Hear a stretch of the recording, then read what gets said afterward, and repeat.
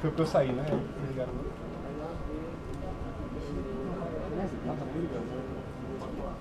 Oi. Bom dia, pessoal. A gente vai continuar aqui, segundo palestra. Teve um pessoal que foi pro mini curso, provavelmente eles vão ter que voltar porque não cabe todo mundo, então aqui vai ter palestra a tarde inteira, certo? Tem no Facebook, eu coloquei lá o cronograma, o horário, com tudo. Próxima palestra é com o Matheus, desenvolvendo multiplataforma com tecnologias Microsoft. Valeu, mano.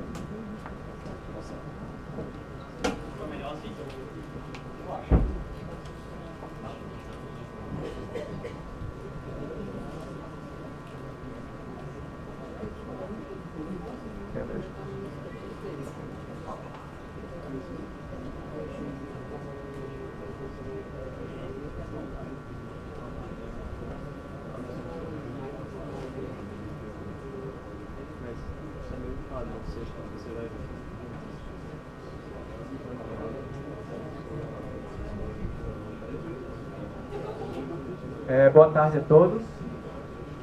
Meu nome é Matheus Rodrigues, eu sou... Obrigado. Eu sou Microsoft Student Partner aqui do estado. Eu vou estar falando um pouco sobre a Microsoft e o mundo open source. Vamos passar aí por qual foi a necessidade, porque essa mudança, né? Para quem conhece a Microsoft, foi uma grande mudança.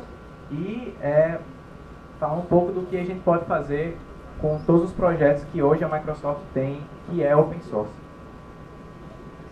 Então, falando um pouco de história, o .NET em si, que é a plataforma de framework de desenvolvimento, Microsoft, etc., começou lá em 2002, certo? Com a versão 1 do .NET, versão 1 do C#, e teve toda essa evolução ao longo dos anos, até hoje. Só que o grande problema, digamos assim, que sempre teve foi que o .NET em si é um sistema fechado, de código fechado. Ou seja, você pode desenvolver utilizando ele, mas ele é de código fechado. E o que enfim trouxe a necessidade de um novo .NET, um .NET aberto? Primeiramente, para a gente ter uma ideia da grandiosidade do projeto, existem mais de 1,8 bilhões de instalações ativas do .NET no mundo. E isso aí vai de sistemas embarcados, PCs, tablets, celulares, até servidores em nuvem. E mais de 6 milhões de profissionais de .NET no mercado. Então, é uma plataforma bastante consolidada. Mas por que houve essa mudança? Primeiramente, começou com alguns feedbacks que os clientes, né, os usuários do .NET começaram a mandar para a Microsoft. Primeiro é que o papel do desenvolvedor ele começou a ser mais importante do que nunca, com a evolução dos sistemas computacionais, da importância que o computador, que a computação tem na nossa vida. O papel do desenvolvedor começou a ser muito mais importante. Começou a ser requerido de inovar e entregar projetos mais rapidamente. Começar a utilizar estratégias de desenvolvimento cross-plataforma, né? Você desenvolver para diversos tipos de dispositivos. Isso é uma necessidade muito grande hoje em dia. O código aberto, principalmente, porque o código aberto ele enriquece a plataforma e a comunidade, sem dúvida alguma. E, antes de mais nada, existem também aplicações antigas que foram precisadas ser mantidas e aplicações novas que estariam sendo começadas a serem desenvolvidas, né? Então, para a nossa realidade aqui da palestra, acho que o feedback principal seria esse, que o código aberto enriquece a plataforma e a comunidade. Então, a partir daqui, começou a surgir um novo modelo, uma nova forma de construir o .NET, baseado nesses 3 pontos básicos. O primeiro é a inovação, certo? Que a inovação na essência, que diz que a inovação na essência para suas aplicações novas e existentes, ou seja, novas formas, novos modelos para suas aplicações novas, só que mantendo a compatibilidade com as suas versões já existentes para serem mantidas. A flexibilidade e entrega ágil, com lançamentos modulares contínuos Para quem não conhece, o Nugget é tipo o gerenciador de pacotes que a gente usa no .NET. Então, com o novo .NET, existe toda uma modularidade do framework, e tudo isso a gente vai puxando do Nugget. Então você vai incluindo tudo que você necessita, e apenas isso, para ter um framework cada vez mais compacto, e tudo isso a gente vem puxando do Nugget. E a abertura, né? É open source, é transparente, aberto e dirigido pela comunidade. Todo o código está lá no GitHub. Há um tempo já existe a .NET Foundation, que é um conjunto de projetos em .NET que são de código aberto. Entre eles, a gente pode mostrar aqui o ASP.NET MVC, o ASP.NET Web API, que é o framework de desenvolvimento web da Microsoft, e muitos outros projetos, todos eles são open source. Só que, apesar disso, o .NET em si, ele era apenas para a plataforma Windows. Então isso passou a ser um problema. Então, além da abertura, que já tinha algum tempo, apesar de nem todo mundo saber, passou também a ter um foco mais multiplataforma. Então, com o novo .NET também é possível programar para Linux e para Mac utilizando o mesmo código. Eu vou mostrar um pouco mais na frente. A página microsoft.github.io, lá vai ter todos os projetos que são open source que vão estar no repositório, lá nos repositórios da Microsoft. Então todos eles aí, inclusive o VS Code, que é o editor de códigos multiplataforma da Microsoft, é código aberto. E o Chakra, que é a engine JavaScript do Edge, também é código aberto, entre vários outros projetos. E um pouco aqui da visão mais ou menos do ASP.NET. Então, como é que funciona? Hoje em dia, existem dois frameworks de desenvolvimento, como eu estava falando. Existe o .NET Framework, que ainda está sendo mantido, que é aquele clássico de sempre, e tem o novo, que é o .NET Core, que vai ser o novo .NET, o multiplataforma, o código aberto. Então está havendo essa mudança. Então todos esses componentes que estão circulados de amarelo, eles são open source, certo? O .NET Core por completo, o compilador C# Roslyn, o novo compilador C# código aberto, o ASP.NET 4, que roda aqui no .NET Framework, é aberto, e o ASP.NET 5, que está sendo o novo ASP.NET que estão lançando, para rodar em cima do .NET Core também é código aberto. Então eu vou mostrar um pouco aqui para vocês de como funciona mais ou menos o .NET Core, certo? Então, estou rodando aqui no Mac. Estou rodando no Mac e o código que eu vou estar rodando aqui vai rodar 100% nessa plataforma, certo? Então, como é que funciona?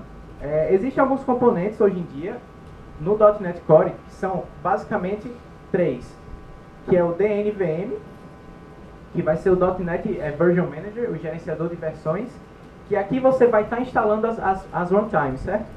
Então, se você der, por exemplo, um DNVM list, vai aparecer aqui todas as runtimes que eu tenho instalado, certo? Elas podem ser instaladas lado a lado, elas são modulares. E agora, a que está ativa é a RC1 Update 1, ou seja, a gente está no Release Candidate, está para sair agora mais ou menos em março, a versão final.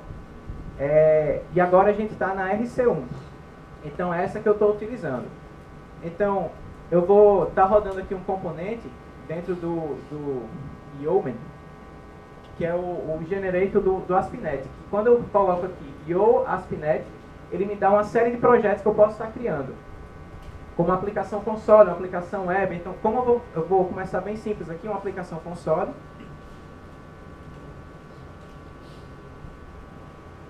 Então, eu criei a aplicação console, ele cria uma pasta para mim, aqui é a aplicação que eu criei. Ele cria uma pasta para mim, e dentro dessa pasta eu vou ter alguns componentes que são essenciais para esse projeto. Primeiro é o código C# e o project.json, que aqui eu vou estar dizendo quais as dependências que o meu projeto precisa, dentre outras funcionalidades. Então, se eu der uma olhada aqui no código, é um código simples, ele só imprime um Hello World lá. E como é que eu rodo ele? Eu vou usar outro componente, que é o DNX. E o DNX, ele é o executor do .NET em outros ambientes, digamos assim. Só que antes disso, eu preciso dar um DNU Restore, que o que ele faz? Eu vou estar utilizando agora o terceiro componente, que é o utility do .NET, que ele vai puxar as dependências que o meu projeto precisa.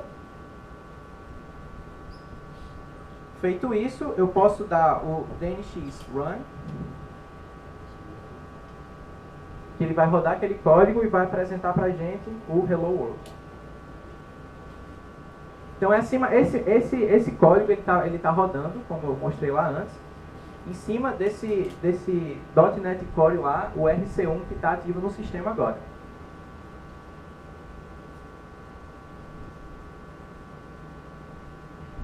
Beleza. Então, esse foi o .NET Core, né? Bem simples. Só que acima dele, construído por cima dele, nós temos também o ASP.NET Core. O que é o ASP.NET Core? Como eu mostrei para vocês antes, o ASP.NET 5, que é a nova versão que está saindo agora para rodar em cima do .NET Core, foi renomeada para ASP.NET Core. E essas são as características principais desse framework. Dentre eles, ele é multiplataforma, ou seja, você pode desenvolver uma aplicação web e rodar em servidores Linux, por exemplo, utilizando o ASP.NET. Ele é open source, o código dele está disponível lá no GitHub. E ele é modular. Ele é modular, ou seja, antigamente o ASP.NET MVC, que é a versão clássica que roda em cima do framework, o .NET Framework para Windows, ele tinha um bocado de biblioteca, um bocado de coisa que às vezes você nem chegava a usar no seu projeto, e ele subia tudo isso lá para o servidor web e ficava aquele framework pesado para ser utilizado, e isso, consequentemente, diminuía muito o tempo das aplicações de rodar, de tudo isso, compilar, etc. Então, esse framework ele é totalmente modular, ou seja, você vai inserindo o que você precisa. Isso gera um framework muito mais limpo e muito mais leve. Então, para mostrar aqui para vocês o ASP.NET Core, eu vou utilizar aqueles mesmos comandos que eu usei antes, só que... vai aparecer pronto. Só que agora, quando eu der aquele Yo ASP.NET,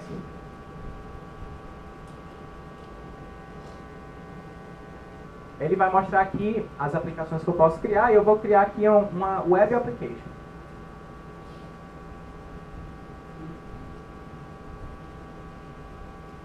É um pouco maior, consequentemente. Então eu vou entrar lá na parte que ele criou para mim. A estrutura do projeto é um pouco maior. Aí como é que eu faço? Basicamente, a forma de rodar esse projeto é a mesma, certo? Eu vou dar um restore nos pacotes que eu preciso, que ele descreveu lá. Deixa eu mostrar para vocês. Vou abrir aqui o projeto no Visual Studio Code. Lá no project.json, eu vou ter as dependências que ele precisa.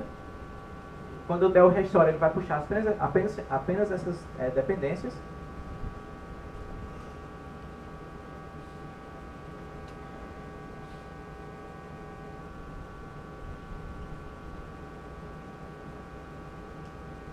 Só que a forma de rodar esse projeto ela é um pouco diferente. Por quê? Se eu vim aqui no meu project.json, eu vou ter aqui, ó, que eu vou ter alguns comandos que eu posso rodar. Esses comandos eu posso rodar lá com o DNX. E eu não vou ter aquele DNX run, eu vou ter agora o DNX web. Por que o DNX web? Porque esse DNX web ele vai iniciar o servidor web que vai rodar esse projeto em C#, que é o Kestrel, que também é open source. Então, dando aqui o DNX web,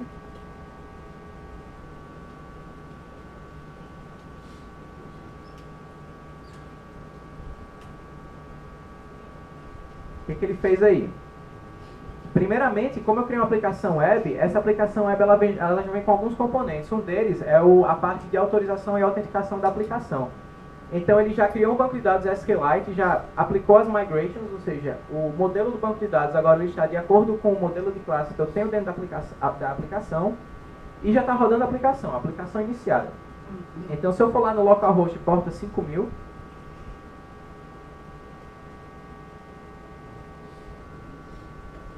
pronto, eu vou ter a aplicação ASP.NET 5 rodando, com toda a parte de autenticação e autorização aqui funcionando, certo? Conversando com o banco de dados SQLite da aplicação. Beleza. Então, voltar aqui. Então, qual é a ideia? A ideia da coisa é você ter a possibilidade de ter uma experiência de desenvolvimento bem legal, ou seja, você vai utilizar as suas ferramentas que você necessita na plataforma da sua preferência. Ou você pode, no caso aqui seria, você pode utilizar a plataforma Windows, pode utilizar o Visual Studio como ferramenta, ou você pode trazer aqueles que você quer. Ou seja, por exemplo, se você for um adepto do Vim, sei lá, você pode utilizar o Vim para editar os seus códigos lá do projeto e rodar da mesma forma, sem problema. E como eu falei, atualmente a gente está na versão Release Candidate 1, tá para sair a Release Candidate 2, que vai ter algumas mudanças. Eu vou mostrar para vocês agora quais são. Eu tenho uma máquina virtual na nuvem aqui. Eu tenho essa máquina virtual aqui na nuvem e eu vou dar um SSH nela. Dentro dessa máquina virtual eu tenho esse código do RC2 que não é final ainda, mas está em desenvolvimento. Então eu peguei um snapshot dele e instalei nessa máquina virtual.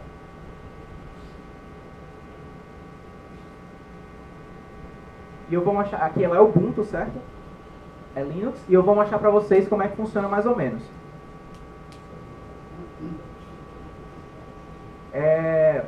Então lembra que antes eu tinha que dar aquele ASP.NET, criava o projeto, depois dava um DNU restore para baixar as dependências e o DNX run para rodar a aplicação console, o DNX web para rodar a aplicação web. Então como é que funciona agora? Primeiramente eu vou criar uma pasta chamada de OpenMD, eu vou entrar nela. E agora a suíte de ferramentas que é utilizada, que está para sair, é uma só, que chama .NET. Então, a ideia aqui seria você chegar na sua máquina Linux, por exemplo, dar um sudo apt-get install .NET e ter, enfim, tudo isso aqui para você já pronto, para você utilizar. Então, para criar esse projeto, eu vou dar um .NET New e ele vai criar uma estrutura simples de projeto console para mim. Por enquanto, só está suportando o console, porque, como eu falei, está tendo essa transição para sair no RC2. Então, o ASP.NET RC2 já vai vir com toda essa ferramenta disponível. Então, ele vai criar essa aplicação console, que vai ter, a princípio, 3 arquivos, que é o arquivo C# do programa, o project.json, que vai ser as dependências, os comandos, etc., e o NuGet.config, que é lá que vai ter as URLs que ele vai pegar. Basicamente é o URL dos repositórios de dependências, onde ele vai baixar essas dependências para você. Ou seja, você pode configurar o projeto para pegar essas dependências do repositório de códigos, que são os códigos finais, ou você pode pegar as nightly builds, que chama, que é todo dia eles vão lá, compilam o código que eles fizeram naquele dia e deixam disponíveis caso você queira testar na sua aplicação. Um código que não é final, então você pode fazer isso. Eu vou dar uma olhada aqui no program.cs. É um código normal, tipo C#, ele vai ter um hello world lá que ele vai mostrar. É bem simples. É o que ele cria já pra mim. E o que eu vou fazer agora? Lembra que eu dava o DNU restore? Pronto, agora não precisa mais. Agora eu dou agora o .NET restore. Como eu falei, é uma ferramenta só que está integrando todas essas partes. Então, eu dando o .NET Restore, ele vai lá no meu project.json, vê quais são as dependências, baixa as dependências do projeto, beleza? E agora eu vou dar um .NET Run. Esse .NET Run ele vai compilar a aplicação, vai gerar uma DLL, vai gerar alguns arquivos mais que ele precisa para rodar e vai rodar aqui no Linux. Só que, tá aqui, ele compilou, nenhum erro. Apareceu aqui o Hello World pra gente. Só que qual é a grande sacada? Se eu for na estrutura de projetos, vou mostrar aqui.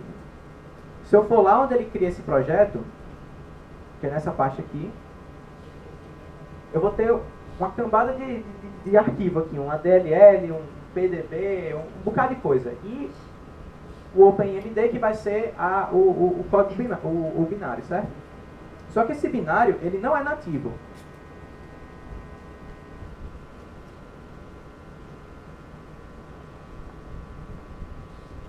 esse binário ele não é nativo, ele vai precisar de todas aquelas ferramentas, aqueles outros arquivos de ajuda, digamos assim, para poder rodar a aplicação.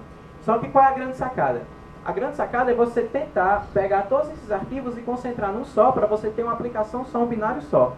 Então é isso que eu vou fazer agora. Eu vou dar uma alterada lá naquele código.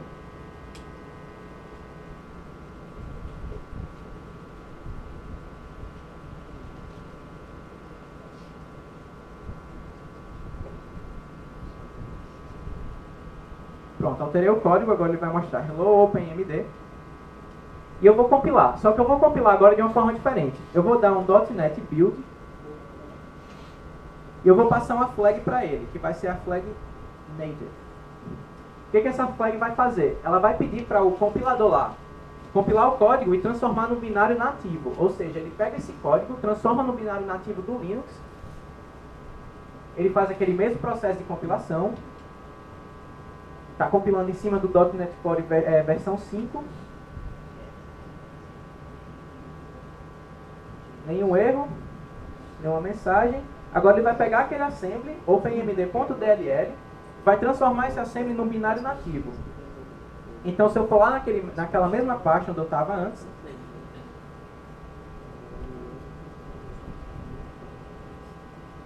vou lá naquela mesma pasta, agora eu vou ter um outro item aqui, que é o item native. Então se eu der um CD aqui nessa pasta, e ver os arquivos que tem nela, eu vou ver aqui que eu só vou ter um. Deixa eu melhorar aqui.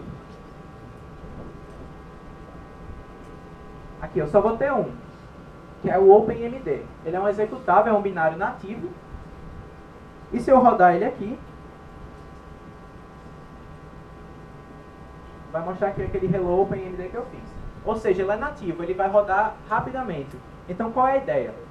A ideia é você montar sua aplicação na plataforma que você quer, construir essa aplicação nativamente, ter um binário nativo, e isso vai ser rápido.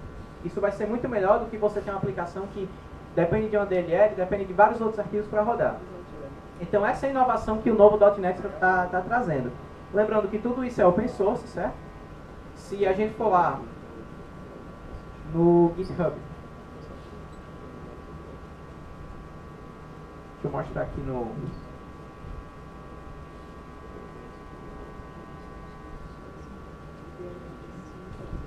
Se a gente for lá no GitHub da Microsoft, vão ter tipo, aqui muitas páginas de projetos que você pode dar uma olhada. E se a gente for lá no GitHub do ASP.NET,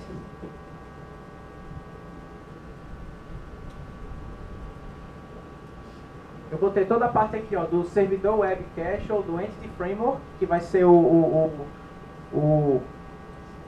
componente que transforma suas classes em um modelo de banco de dados e faz essa conversação e tal. Botei o MVC, que vai ser o framework web, documentação, etc. Muitas coisas aí disponíveis para vocês. E se eu for no GitHub do .NET em si, eu vou ter alguns componentes que hoje são os mais clonados, que vai ser o Core CLR, que vai ser o runtime do .NET Core, totalmente open source. O CLI, que é essa nova ferramenta que eu mostrei agora, que é a ferramenta .NET, que vai ser trazida agora no RC2. Eu vou ter o Roslyn, que é o compilador C#, o Core FX, que vão ser algumas bibliotecas do .NET, e o Core RT, que vai ser um dos componentes responsáveis por fazer aquela compilação nativa. Então tudo isso é open source aí para a galera da comunidade. Então pessoal, é isso. Obrigado a todos.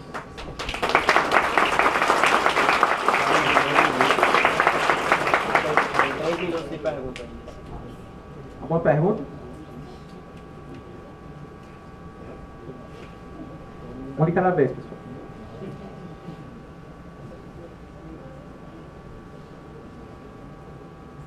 Dou-lhe uma. Meu WhatsApp eu converso com você depois. Bom, então, ninguém perguntou. Eu queria saber assim, quando você demonstrou lá rodando no terminal do Mac, você aparentemente interpretou o código, ele não foi compilado. E quando você mostrou no Linux, você estava compilando o código. Na verdade, ele é 100% compilado, ele não é interpretado. Como é que acontece? No terminal do Mac eu dei lá o DNX Run, no caso da aplicação console eu dei o DNX Run, e ele faz essa compilação e ele executa o código. Então ele é compilado do mesmo jeito. Já compila direto na memória, no caso ele não gera DLL, nada. Isso. Aí no caso da aplicação web, como é que funciona? Ela também é compilada. E como é que a gente fazia antes? Por exemplo, eu estava no meu projeto no Visual Studio, aí eu fazia uma mudança lá no meu código C#, eu tinha que recompilar a aplicação, dar um F5 lá no navegador, para ele pegar esse código novo, etc. Só que agora é diferente. Tipo, ele vai compilando direto na memória, e eu não preciso estar dando build direto no meu código, e toda vez que eu for no navegador, ele vai sempre pegar a versão do código mais nova. Então, apesar de parecer interpretado, ele é compilado ainda. Mais alguma pergunta?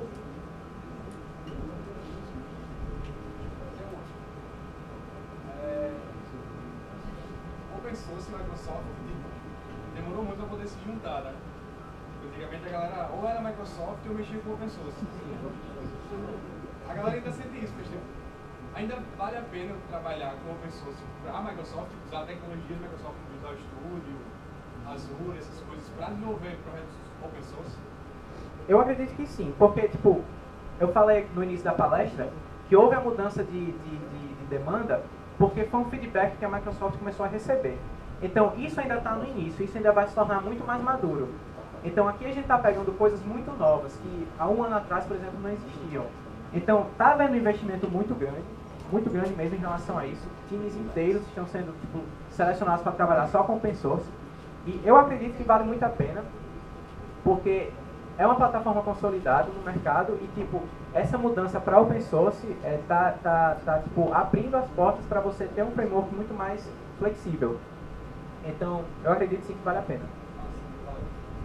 E aí? Quais são as vantagens em relação ao Azure e ao outro servidor do DigitalOcean? Alguma coisa assim. Qual é a vantagem de você usar o provedor da Microsoft? Em relação a custo, eu acho que é mais caro. Rapaz, assim, qual é a ideia? Em relação à vantagem e desvantagem, propriamente falando, eu digo que nenhuma. Você pode usar o servidor em nuvem que você quiser. Mas a facilidade que se oferece em relação a ferramentas. Então, por exemplo, se você está no Visual Studio e quiser subir sua aplicação para o Azure, é só um clique no botão direito e publicar. E se for para outro servidor em nuvem, é diferente. Você tem que fazer isso tudo manualmente. É porque eu desconheci que, por exemplo, o Azure era feito em cima do Ubuntu. Não, na verdade, Ele tem uma não. máquina virtual do Ubuntu. Isso, eu criei uma máquina virtual dentro do... Exatamente. Isso aí. Na verdade, a Microsoft estava trabalhando numa versão do Linux para ser rodada dentro dos servidores do Azure lá, para fazer gerenciamento de alguma coisa que agora eu não lembro o que é. Mas, tipo, em si o Azure ele roda em Windows. Tipo, se você criar um projeto web, ele vai criar uma máquina virtual Windows, vai colocar um servidor IIS lá em cima e você pode rodar o que você quiser. Mas você também tem a flexibilidade de criar sua própria máquina virtual, instalar o Linux e rodar o que você quiser também. Mais alguma pergunta? Ei? Oi? Sim, Joel ali vai falar mais tarde sobre desenvolvimento open source no Microsoft, lá no Azure, então podem falar com ele também. Beleza?